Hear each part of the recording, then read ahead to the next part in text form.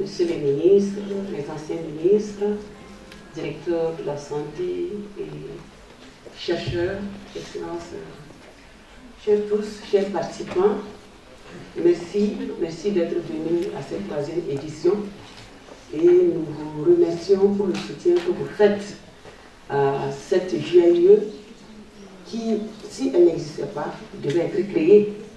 Et donc je remercie le Maroc. Et je voudrais d'entrée remercier le roi du Maroc. Parce que tout ce que vous avez dit en tant que Marocain, moi je le dis en tant que sœur africaine. Nous avons très souvent l'information sur le leadership du Maroc en matière de santé et de protection sociale, qui est inégalable dans notre région et en Afrique.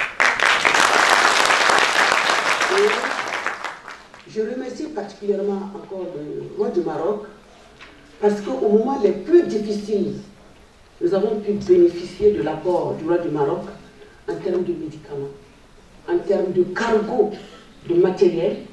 Et j'ai eu l'occasion d'ailleurs d'intervenir sur la télé marocaine pour remercier le Maroc et le roi du Maroc pour son appui lors du Covid et d'autres pandémies, en tant que conseiller spécial de son Excellence, Monsieur le Premier ministre.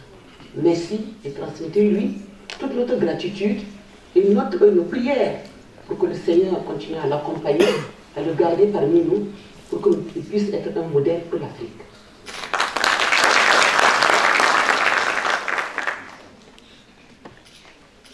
La GIE, qui a pour thème développement du système de santé en Afrique, enjeux, contraintes et perspectives, concentre en elle-même l'ensemble des défis qui se posent au développement en Afrique. Oui, sans santé, aucun individu ne peut être productif. L'ignorance ne nous permet pas d'aller au top des nouvelles technologies, des inventions qui nous permettent d'être en page, à la mode, et répondre aux besoins des populations en matière de santé publique.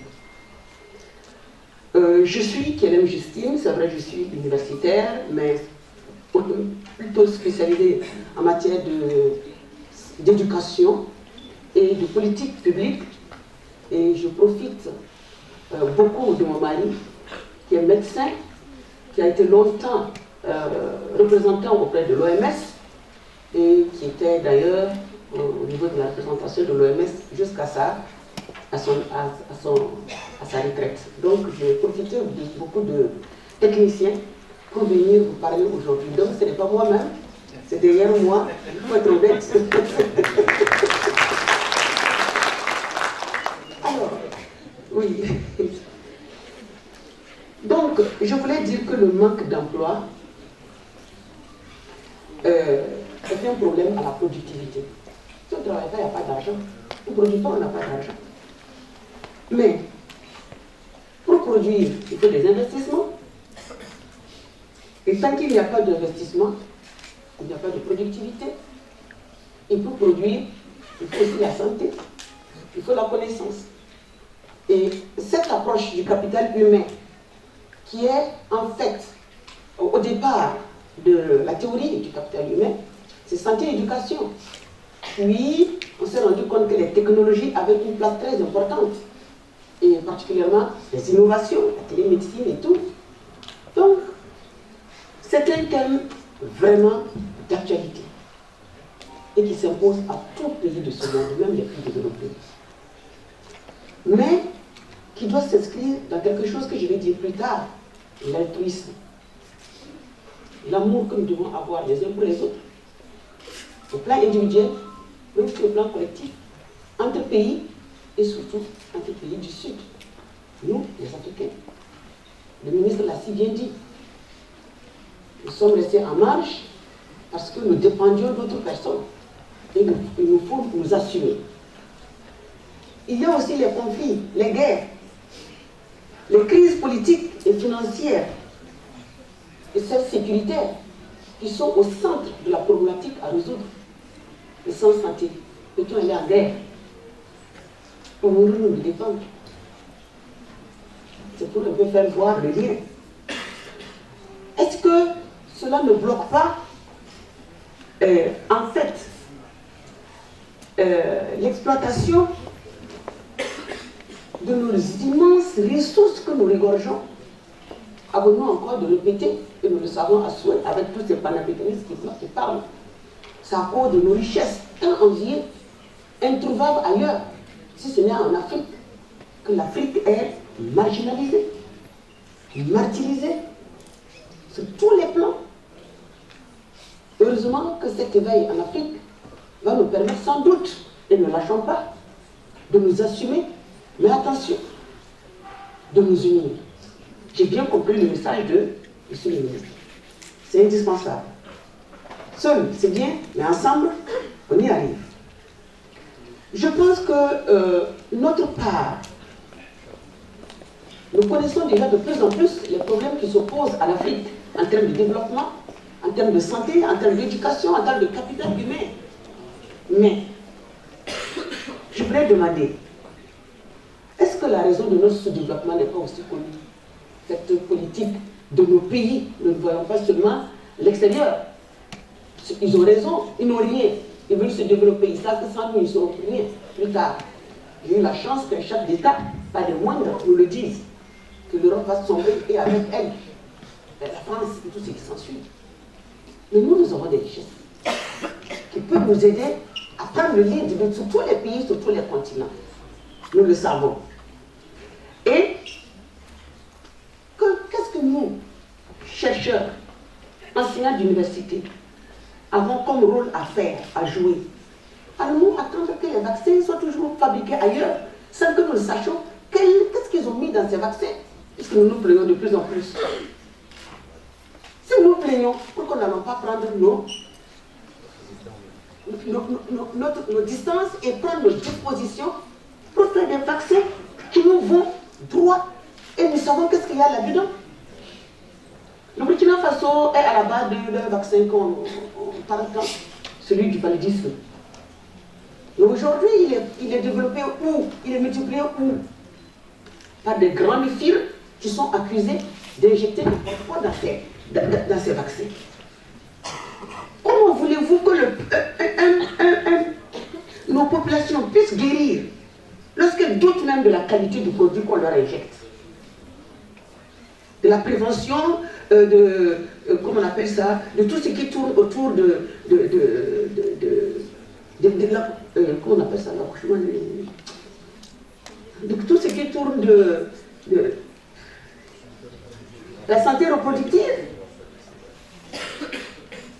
N'avons-nous pas à bénéficier de notre dividende démographique pour assurer la relève de ce monde? Je ne dis même plus de l'Afrique. Ou allons-nous continuer à nous laisser utiliser pour prendre des produits qui ne vont pas nous aider, mais plutôt nous abattre et nous donner à l'ennemi? Je le dis, moi je n'ai pas peur. Je le dis. Nous le savons de plus en plus qu'il y a tricherie quelque part. Qu'est-ce que l'Afrique attend pour prendre ses responsabilités? Je voudrais aussi dire que cette histoire du capital humain, après la recherche qui a fait tant de bruit en 1960 sur le capital humain, l'UNESCO a convoqué une rencontre en 1962 à Paris, où tous les pays ont dit: ah, mais si santé, éducation, capital nous permet d'avoir la plus grande richesse pour développer nos pays, on y va. Les gens ont changé leur système de santé, ils ont essayé d'investir autant qu'ils pouvaient dans le système d'éducation, d'investir dans la santé et de voir comment est-ce qu'ils allaient aller un peu vers l'innovation en termes de technologie. C'était prévu qu'en 1978, on devait atteindre l'éducation pour tous, puis en 1980, puis en l'an 2000, et nous sommes encore en train de reculer par rapport aux indicateurs que nous avons acquis dans les années 90. Ça ne nous dit rien. Devons-nous encore rester passifs? Écoutez ce qui doit nous mettre en retard? Je dis non. Alors, ce capital humain est désormais connu. Nous le savons. Qu'est-ce qu'il faut faire pour développer nos pays? Nous savons aussi que la formation est indispensable, mais que la ressource humaine en bonne santé et compétente est indispensable. pour assurer la productivité et donc la croissance économique. L'innovation et les technologies sont indispensables, particulièrement nous, dans nos pays en guerre. Ces guerres qui nous ont été imposées pour une question de géopolitique et de richesse. Nous n'arrivons pas à atteindre certains centres. Moi, dans notre pays, nous avons beaucoup de centres, beaucoup de régions qui sont sous blocus. Si la télémédecine était développée, les individus avec des plateaux techniques adaptés et de pointe, on aurait pu quand même écouter quelqu'un qui a un rhume, mais qui a un rhume dangereux, ou quelqu'un qui a une fièvre, et peut-être que c'est un cancer ou qui est en train de l'accompagner, qu'on peut l'aider quelque part. Où en sommes-nous? Où en sommes-nous dans ce domaine?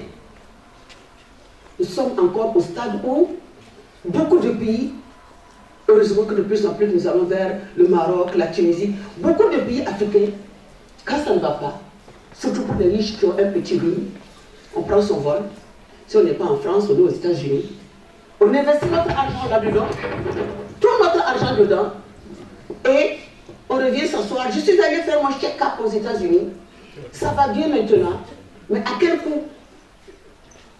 Est-ce que des plateaux ne méritent pas d'être développés dans notre pays pour prendre en charge la plupart des soins, tout en sachant que nos jeunes sont capables aujourd'hui d'aller plus loin, plutôt que d'être médecins, de se spécialiser dans les différents domaines, pour peu qu'on leur donne la possibilité de le faire, pour peu qu'on investisse dans la formation et le développement de ces ressources humaines capables de prendre en charge notre système de santé.